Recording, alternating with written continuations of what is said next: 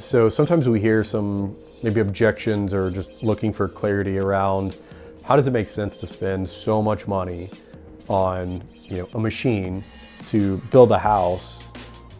Are you really going to save money, right? Like that, the money for the machine has to come from somewhere.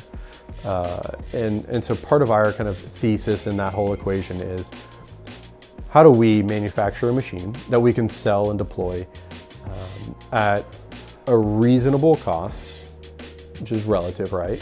But say 30% or even 25% of our competitors' machines. Some of the machines that are kind of out in the 3D printing space are really expensive. Some of the very large ones that are capable of printing, large houses or medium-sized buildings are well over $1 million.